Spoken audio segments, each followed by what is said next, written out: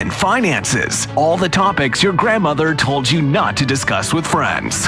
And now, your host, Matthew Dowling, and today's guests on Commonalities. Well, good morning, everyone, and thank you for joining us. We are actually doing today's show while we pre-record for the convenience of many of our guests. Today's show is live, and I am doing it from the WMBS studios off of Morgantown Street in Uniontown, and producing is Bill Madden here with us today.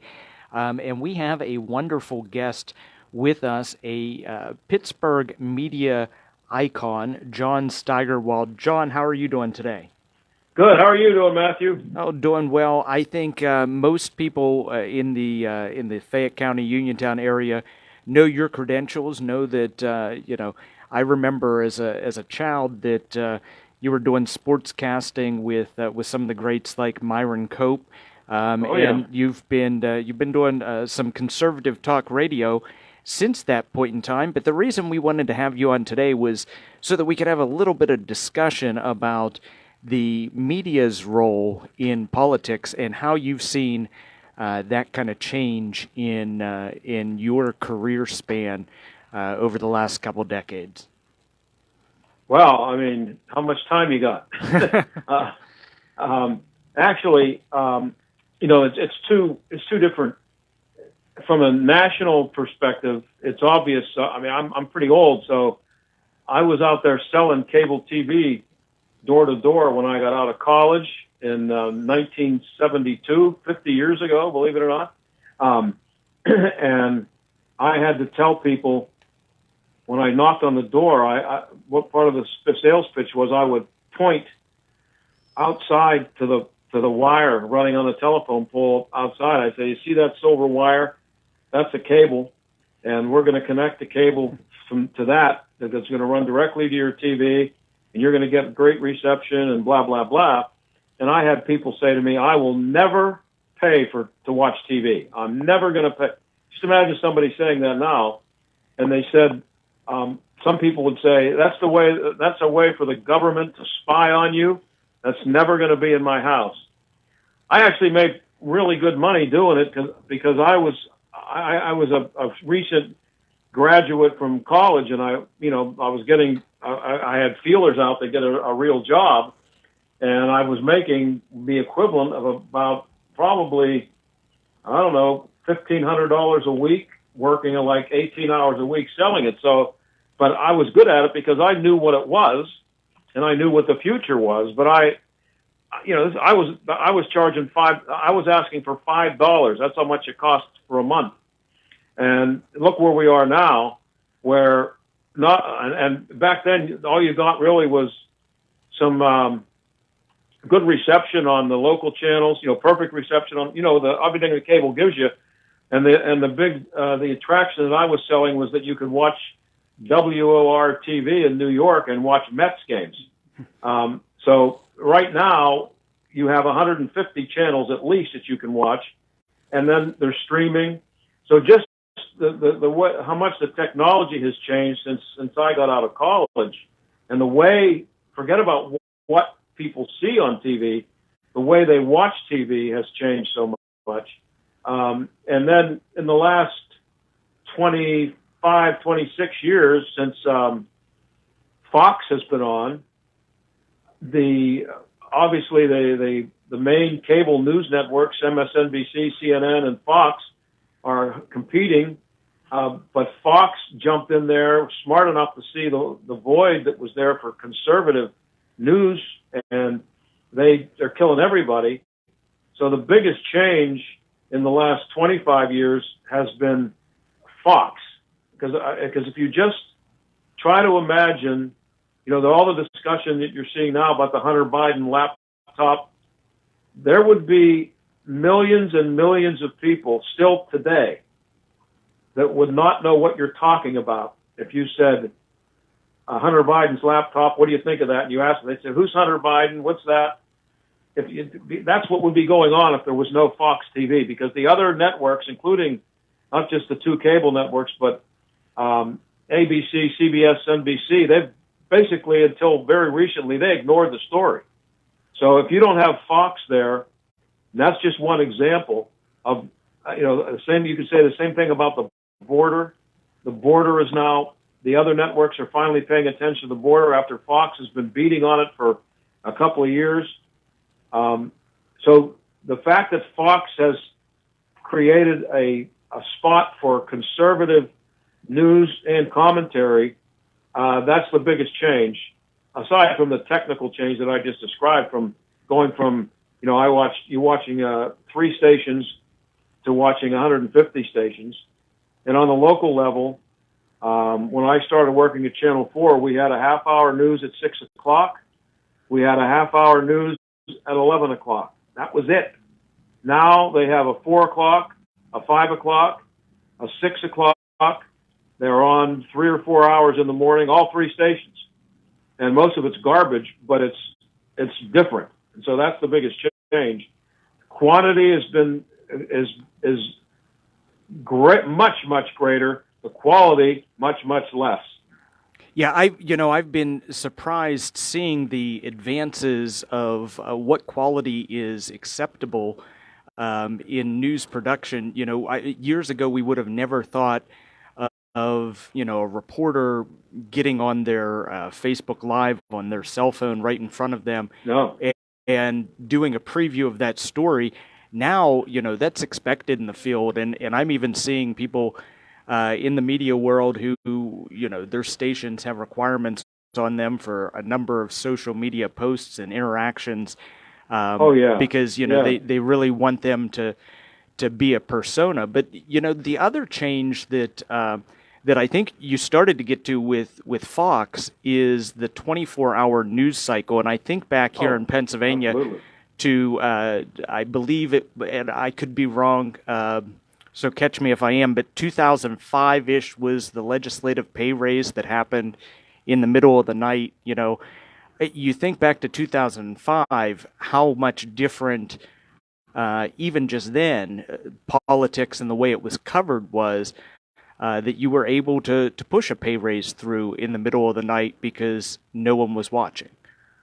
Yeah, and there's the things, and again, though, to me, the big, it's obvious that you can't get away with certain things, politicians and other people, and nobody can get away with anything anymore. You can't beat somebody up in a subway station without it being recorded by somebody and out on video, seen by millions of people. So you really can't get away with anything. But the difference is that the stations have the ability to do this kind of stuff. But to me, the biggest sin that's being committed, not just by national, but even maybe more so by local, is it's omission, not willing to cover a story. There are great stories out there. Pushing through a pay raise in the middle of the night is one example. I don't know that any of the 3 local stations' news operations would really make a big deal about that today. I just don't think they would. There are so many stories that I see that I, cover on my radio show, that I discuss on my radio show, and I look and the local stations aren't covering it. They just don't cover it. If it's not a murder or a fire or a car accident or the weather, it's not in the newscast. Anything that requires enterprise, requires a little bit of guts maybe to do the story, it's almost non-existent, and it's embarrassing. And I know the people. I don't blame the people that you see on the local stations, and especially the ones who have been around for a while. If you agree with what I'm saying, don't blame them, because they know as well as I do that it stinks, and that it's the way it's being run by ownership and management, and they're afraid to do controversial stories because somebody might get upset, and it has to be a certain kind of a story for them to have the guts to do it. But they'll stay away from anything that would get anybody upset. And even in sports, I don't know how far you go back. Excuse me, but you mentioned Myron Cope. Myron Coke did a commentary every night at 6 o'clock. When I was doing sports, I moved over to KDKA. The news director came to me and she said, I want you to start doing commentaries at 11 o'clock. I said, okay. And Sam Nover was over on Channel 11. He was doing commentaries, not every night, but often. You tell me the last time you saw anybody do a commentary on a local sportscast. Doesn't happen. And it's not because they're not capable of doing it, or not even because the people you're watching aren't good at it. It's because management doesn't want it. It's evolved from being afraid that you might offend somebody to you might say something that someone disagrees with. And that's how insane it's become. And again, I don't know how far you go back, Matt, but Al Julius, when I was working at KDKA, there's a guy named Al Julius. He was a Shakespearean actor, but a really smart guy. He did at least a 2.5-minute commentary every night at 6 o'clock, and it was just him, his face speaking into the camera. No B-roll, no other video to talk about, no sound bites, just his well-written, Shakespeareanly delivered commentary. Try to imagine somebody getting away with doing that on local news today. Wouldn't happen. Can't do it. Yeah. You can't do anything that takes longer than a minute and a half. Yeah, everything has to be in that concise sound bite. And well, here's what happened. I'll let people in on a little secret. I can't tell you exactly what year it was, but it was in the late 90s, probably, maybe even closer to the mid 90s, which is a long time ago to some people. But when you get up to be in your 70s, it's not that long ago. Back then, the meters showed up. These are meters that are connected to your TV, and that's how they measure or record what you're watching. They used to do it. The Nielsen ratings used to be they would give people a diary to fill out, and you took their word for it that they wrote down what they were watching.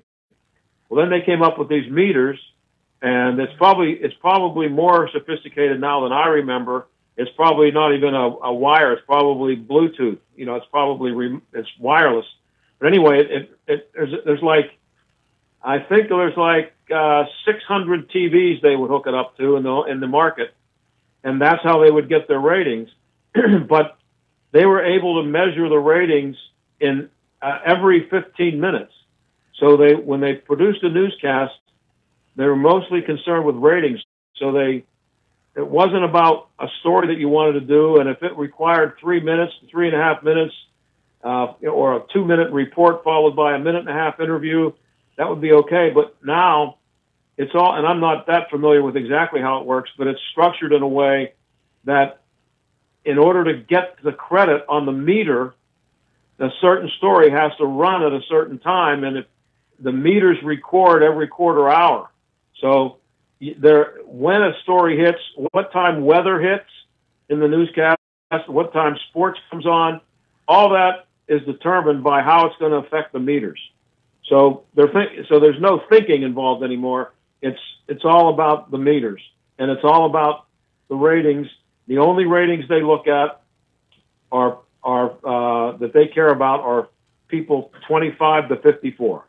That's what the advertisers care about. Say if you're 60 years old or if you're 20 years old, they don't care if you watch. You're out of that demographic, and you're not who they're targeting. Hey, we have to get a quick break in here, John, but I want to keep using the same example that we were before, because you were talking about news stories that people may be afraid to cover, and I haven't heard as much coverage about this as I thought I would. Back to the same example, legislative pay raises, and I don't mean to beat up my recent colleagues, because I know they do work hard, but we see a huge increase. December 1st, those state representatives and state senators got a raise of $7,400 a year this year, a huge increase. top six-figure salaries for legislators, and we're not hearing talk about that in the media. So when we get back from this commercial, I want to discuss why we may not be, and see what your thoughts are on that automatic COLA increase that the legislators got, John. You're listening to Commonalities, where guests find common ground through uncommon conversations. We'll be back after this brief break to recognize our sponsors. When it comes to buying a home, what you see isn't exactly what you get. That's why home buyers should call Dave Dowling at Grandview Inspections at 724-208-4108. You'll see colorful flowers, freshly painted walls, granite countertops, gleaming hardwood floors, and other touches.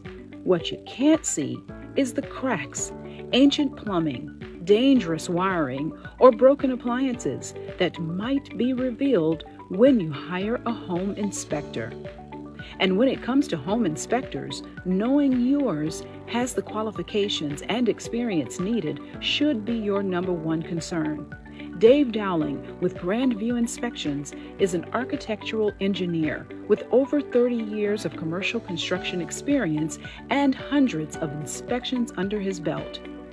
A home inspection is an opportunity for you to hire an expert to walk through the home and prepare a report outlining the home's major components, what needs immediate attention, and what will require maintenance after you move in. Your home is one of your biggest investments, so make sure your investment is everything you hoped it to be. Call Dave Dowling at Grandview Inspections at 724-208-4108. Are you enjoying the program you're listening to? Support Commonalities and help keep us on the air by making a donation of $5, $10, or $25, or any amount you feel comfortable sharing online at donate.commonalities.online. Again, that is donate.commonalities.online on the World Wide Web. Buy our host a cup of coffee or help pay for airtime at donate.commonalities.online. Founded in 1991, Bright Stripe has succeeded on the premises of quality work, done right at an affordable cost. At Bright Stripe, personal service has always been a must. We strive to be the premier asphalt sealing and striping company in the region. Matt George, the owner of Bright Stripe LLC, brings experience from his construction and maintenance company, Mountain Creek Construction and Maintenance. Matt has provided excellent customer service to many happy businesses and homeowners. Bright Stripe is the premier provider of seal coating, or pavement sealing, the process of applying a protective coating to asphalt-based pavements to provide a layer of protection from the elements, water, oils, and UV damage. They also specialize in driveway and parking lot crack sealing. Crack sealing is the process of applying a protective coating to asphalt-based pavements. Bright Stripe also abides by all safety laws and standards in line striping and layout. For a no-obligation estimate, contact Bright Stripe at 724-437-6090. Is your business using analog strategies in a digital marketing world? If so, then contact Matthew or Rebecca Dowling at Coordinated 360 for a professional consultation, where we bring in-depth knowledge and functional expertise with a holistic perspective. Coordinated 360 provides digital marketing, paid ad and media buying services, web design, social media management, video production, and more for businesses, organizations, and political campaigns. With decades of experience, Matt and Becky at Coordinated 360 can help you craft your unique message and share it with the world. For a no-risk media evaluation and recommendations, call 724-320-2212 or visit us online at www.coordinated360.com. Find us also on Facebook, Instagram, and Twitter, or email info@coordinated360.com. You're listening to Commonalities, where guests find common ground through uncommon conversations. Well, thanks for sticking with us here on WMBS 590 AM 101.1 FM. And you can download this podcast every place you find your favorite podcasts, or visit us at www.commonalities.online. That's commonalities.online. I'm Matt Dowling, your host, along with our guest, John Steigerwald, media legend from the Pittsburgh area. And we're talking today a little bit about media in politics and that importance and how that's changed over the years. Before we went to break, we mentioned that there was an automatic COLA increase for legislators that equaled $7,400 this year. And like I said, I don't mean to beat up my colleagues, but this is something that I'm not hearing out there in the media as much as I thought I would, now that Pennsylvania legislators are, topping six figures. John, what are your thoughts? When did that happen? That happened on December 1st.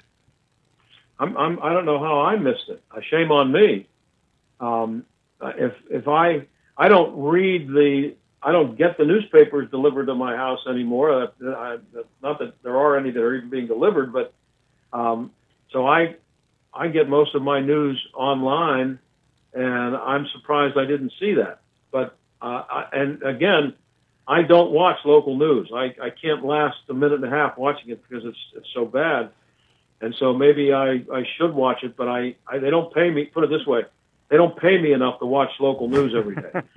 So, but that's a story that, again, you're talking about the changes. The local stations used to have a Harrisburg reporter. They used to have a reporter who lived in Harrisburg and did reports on state government, if not every day, several days a week, and they don't do that anymore. I mean, they had a regular report from somebody in Harrisburg on the state, whatever was happening in statewide politics. They don't do it anymore because they've dumbed down their audience, Matt, to the point where that story just isn't important enough to people, and they don't know how to do it to make it interesting. Well, if they wanted to do that story the right way, you would choose to do the story, and you would confront the politicians who voted for it and make them answer the question, why do you think you deserve a raise, and why was this done in the middle of the night? And if you don't think that's a story, number one, that you have an obligation to your viewers to do, or number two, you don't think that's a good TV story because it's good TV, then you need to just quit. You need to shut the whole operation down and go home. So how they don't see that as a good story, especially now with the way the economy's going, and I should say that it's possible that they did the story. I didn't see it, but my guess would be if they did it, they didn't do it right. They didn't dwell on the controversy enough, or they didn't mine the story enough to get the important stuff out of it, and also to maybe, cause a little bit of a debate, or combine it with someone from some statewide organization who could talk about why they should or should not have gotten the raise. That's the way you do the story. Maybe they all did it, and I didn't see it, but that's not the kind of story they do anymore. And to be honest with you, that's a big story. That's an obvious one. I'll give you one. This is an example from just a few days ago. I opened my show Monday, I think it was, by saying, "Don't vote for Rachel Heisler." That was the first thing out of my mouth. You probably don't know who Rachel Heisler is. She's running for controller for the city of Pittsburgh. Michael Lamb is the guy leaving the job. He said he's going to run for county executive in Allegheny County. And Rachel Heisler is his deputy, or the deputy controller. She wants the top job, so she's running for it. Now, it's Pittsburgh, so I'm guessing she's running in a primary because there's not going to be any Republican going to get any votes. So she had an ad that I saw online that said, "Come for donuts and drag." And she's doing a fundraiser that will include a drag queen performing. And it said on the ad that It's family friendly, a drag queen show. Now, if you have any idea of what good television is, and someone brings that to your attention, number one, you go find Rachel Heisler and you say, what makes you think that a drag queen is a good thing to have with donuts and kids at a fundraiser? And number two, you make sure that you tell your staff, we will be at that event and we will get video of this drag queen and we're going to do a story on it. I would be willing to bet lots of money that there was not one word mentioned about that on any of the three stations. That is a great, first of all, it's a story that is a good story. Maybe you don't care about drag queens, but I don't know if you're paying any attention to what's going on in the national news. There's a lot of talk about that, a lot of discussion about it. And here it's happening right in Pittsburgh. And if you don't think that that's good television, then I don't know. And then you should stop wondering why the ratings stink, which they do, by the way. Well, and I think so that's just an example. Again, I don't watch the news. Maybe I missed it. They did it, but I've gotten to the point where I know well enough to not even bother to watch because it's not going to be on there. So I don't have to sit through a newscast to know they didn't do it. But I'll be happy to be corrected and criticized for unfairly criticizing them for not doing a story that they did, but I haven't had anybody do it yet. You know, in my time in the legislature, what I found was, number one, rather than getting requests for comment or, any kind of my take on a bill or legislation that was happening or anything relevant in Harrisburg, we were really out pitching the stories that we wanted told. That's right. It was, if we put out a press release and it was written the right way, a lot of times we could get whatever coverage we were looking for. Right. Well, that's the answer to that is that shows the laziness and the lack of enterprise on the part of the stations, the local stations. It shouldn't take you sending out a press release. As a matter of fact, it should be done the exact opposite. They shouldn't be doing any stories based on a politician's press release, because you're not going to send out a press release to cover a story that's going to be detrimental to your cause. So you're asking as much for promotion of your cause as you are for coverage of it, which is understandable and what you should do. But from looking at it from their standpoint, they should be looking at it whether it's a good story or not, and they should have. There should be some built. I don't care whether it's a Democrat or a Republican legislator. If the press release comes out, the first thing that you should view it with is skepticism. You shouldn't take it at face value. If you put out a press release saying you've just come up with this wonderful idea, and it's a law that's going to help everybody and everybody should get behind this. If I'm a good journalist, I'm not buying that for 1 second until I look into it myself, and then I'm going to go find if it's a Republican who put it out, I'm going to go find a Democrat to get his or her take on it for two reasons. That's the way it should be done journalistically, and again, it's good TV. And I think my feet were held to the fire the most when I was on AM radio stations across the Commonwealth, or, from time to time when I was on the half-hour call-in show on PCN.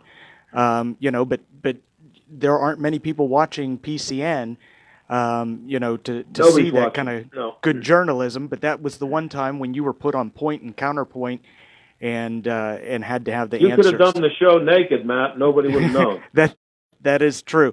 Hey, we have to get one more break in. When we come back, I want to talk a little bit about Facebook and the age of Trump in the media. You're listening to Commonalities, where guests find common ground through uncommon conversations. We'll be back after this brief break to recognize our sponsors. Founded in 1991, Bright Stripe has succeeded on the premises of quality work, done right at an affordable cost. At Bright Stripe, personal service has always been a must. We strive to be the premier asphalt sealing and striping company in the region. Matt George, the owner of Bright Stripe LLC, brings experience from his construction and maintenance company, Mountain Creek Construction and Maintenance. Matt has provided excellent customer service to many happy businesses and homeowners. Bright Stripe is the premier provider of seal coating, or pavement sealing, the process of applying a protective coating to asphalt-based pavements to provide a layer of protection from the elements, water, oils, and UV damage. They also specialize in driveway and parking lot crack sealing. Crack sealing is the process of applying a protective coating to asphalt-based pavements. Bright Stripe also abides by all safety laws and standards in line striping and layout. For a no-obligation estimate, contact Bright Stripe at 724-437-6090. Is your business using analog strategies in a digital marketing world?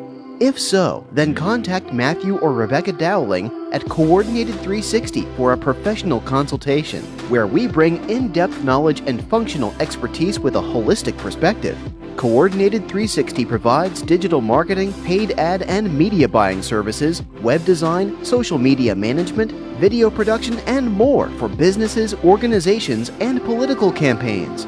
With decades of experience, Matt and Becky at Coordinated 360 can help you craft your unique message and share it with the world. For a no-risk media evaluation and recommendations, call 724-320-2212 or visit us online at www.coordinated360.com. Find us also on Facebook, Instagram, and Twitter, or email info@coordinated360.com.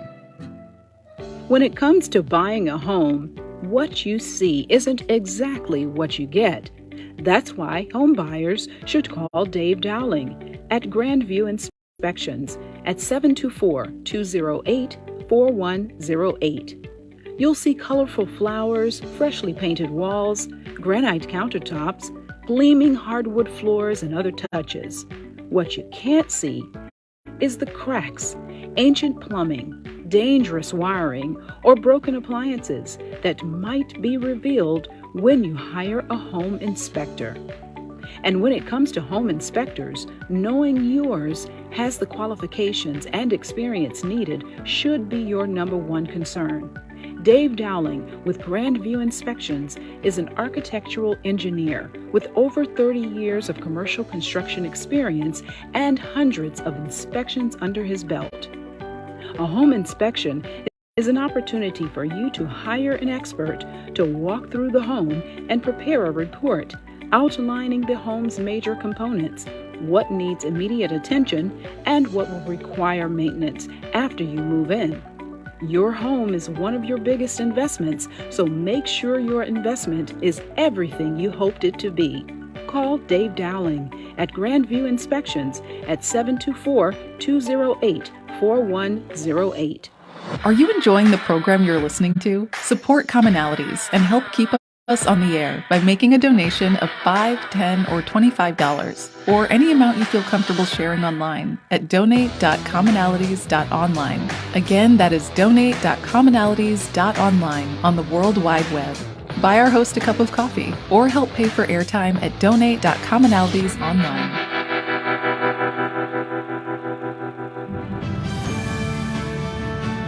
You're listening to Commonalities, where guests find common ground through uncommon conversations. This is Commonalities on 590 WMBS, 101.1 FM and 590 AM. Also, Commonalities is available any place you download your favorite podcasts. You can also find the video version on Facebook. Search for Matthew Dowling Public on Facebook and connect with us and the show. Tell us who you'd like to hear from in the future and what topics you'd like us to discuss. I'm with John Steigerwald today, who many of you know from his days as a sportscaster, really a media icon or legend in the Pittsburgh area. But John now does a show on AM 1250, The Answer, out of Pittsburgh. And it is conservative talk radio. Before the break, we started to talk a little bit about how the media in politics and its role has changed. And I said I wanted to get to talking about Facebook and what Facebook has done or changed, in your opinion, as far as politics goes. And then also the age of Trump. We saw some very big changes here in the last presidential election. And in our last 8 minutes or so, I wanted to touch on that a little bit, John. Well, I'm not a big fan of Facebook, never was. I actually have never really been on Facebook, except for a friend of mine who was involved in social media long before it was cool. And he used to post my column that I was writing up there for me, and that was it. But I never posted anything myself, and I'm not a big fan of it. And then with what's happened with Zuckerberg and what's been going on the last couple of years, I like it even less. But I do know that the people who work in local news are required, at least they were for a long time, I assume they still are, they were required to do things on Facebook, including live productions. And it's almost gotten to the point that if you aren't on Facebook, then you're not doing your job. And it obviously has had a major effect on the way people cover things, but it's also, I think, contributed to the laziness on the part of the news operations, because you have an audience, kind of a captive audience to your Facebook friends, and you put stuff out there, and I don't know how much money they're making from Facebook right now with selling ads. I'm sure it's nothing close to what they make still from selling TV time, but it's had an effect. I'm not so sure it's a good one. And I think what you're finding out now, what's happening with Twitter, and they're finding out what was going on there and how it was being manipulated, that people are going to be less and less likely to trust what they see on any media, I guess a news media / social media platform. Why would anybody trust anything you see on it ever again, based on what we've heard about Twitter just in the last month or so?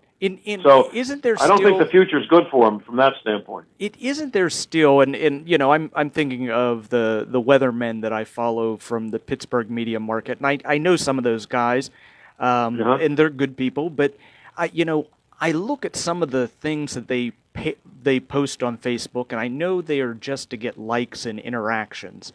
They're silly, they're goofy in a way, and I think back to when I was a kid, or a generation before that even, there was some kind of belief that there was honest work in journalism.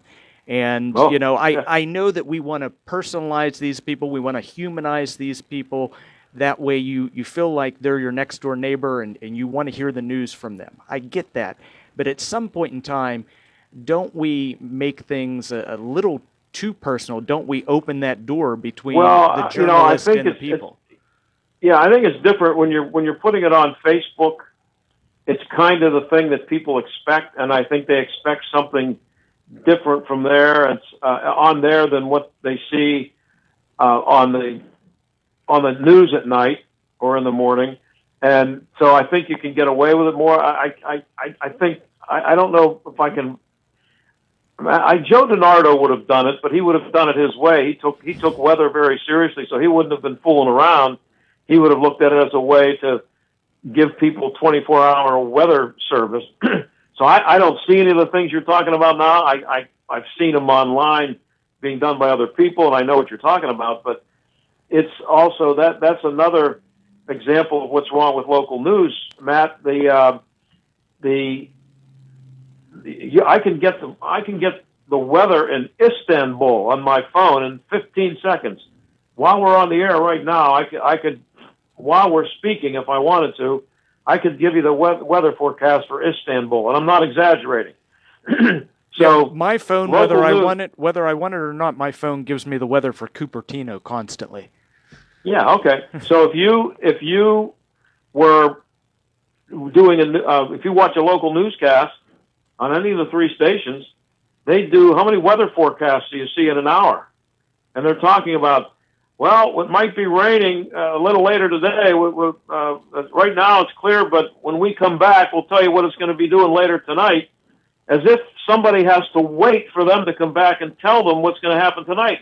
Oh, you say it might rain? Let me look at my phone here. oh yeah, it says there's a 50% chance rain at 9 o'clock. I get it. They still do it like it's 1956. You're depending on them for the weather. And again, that's laziness. They got to fill time, Matt. And so the weather each little weather hit fills 2.5 to 3 minutes. That's time they don't have to worry about filling with actual, news or maybe commentary or something interesting. So that's, when you brought up Facebook and these guys on the weather doing their stuff on Facebook, that's the best example of why. And I know those guys, and they do a great job. And there are times when it's really helpful when there's a snowstorm coming and your phone doesn't really give you the details, or there's a tornado in the area or something like that. And those guys, I know, I won't give you any names, but I've been in situations where they've been pressured to go on the air and talk about thunderstorms, severe thunderstorms on the way, and they will say to the producer, well, you know what, I don't think they're going to be that severe, but they're told, well, yeah, we'll make them severe, okay? We need people to watch. And that's the kind of stuff that goes on. In defense of some of these journalists, especially some of these young television journalists that are out there, I know one who's currently on WTAE, and he hates to be thrown out into every bureau chief goes out and does the weather from, Delmont and Pittsburgh and wherever else, because he's not able to cover a real story that he would enjoy doing. And, I've had those conversations. If you're interested in doing really hard-hitting stories, local news is the wrong place for you to be working. And let me tell you something. I told you about the meters, okay? If a certain area has a good number of meters during a certain ratings period, February or May, November, February, and May are the ratings periods, they know where the meters are. So if your stories in your neighborhood become a lot more important to the news stations if a lot of people in your neighborhood for that month happen to get meters, because that's how they get the ratings. It really stinks. And here's the thing. When I was working at Channel 4 a million years ago, almost 40 years ago, I left there in 1985. That's a long time ago. But in those days, and long after that, but specifically then, I remember we were competing hard with KDKA. We were 1 and 2, and in the ratings periods we would fluctuate back and forth. And I can't be 100% accurate on these numbers, but I'm going to say that the number that we would get, which would be a share of the audience, one ratings period we'd get a 22, and KDKA would get a 21. Maybe the next ratings period it would be switched, and Channel 11 would get a 12 or a 15. So you add all that up, and it adds up to about 60, okay? If you added up what the stations get now in the 25 to 54 demographic at 6 o'clock, it wouldn't add up to 10. That's how it's changed. And they keep doing the same things over and over again. The ratings still stink. Nobody tries anything different. And this isn't just Pittsburgh. It's everywhere. And if you would get 3 televisions and put them in your living room and tune them to 2, 4, and 11, and turn it on at 6 o'clock, if you watch the newscast, the same thing would be happening on all 3 stations at all the time. The weather would be on at the same time. Sports would be on at the same time. They would be covering basically the same stories, and they do it every day. And believe me, there are people working at the stations who were around, the old-timers who were around when they actually made some effort at covering news, and there are very few of them left now. They know. They just come in, and I don't want you to take what I'm saying and blame any of it on anybody who you see on television, because they're not making those decisions. No, it all comes down to ratings, and we've seen that over the years become more and more important. Well, John, I thank you so much for having this conversation with me. I've enjoyed talking about the way the media's role has changed and how we can stay ever vigilant to make sure that the media does things like fight political corruption and do what they need to do. Hey, my guest today has been John Steigerwald. Thank you so much for being with us from AM 1250 The Answer in Pittsburgh. You're listening to Commonalities on 590 WMBS.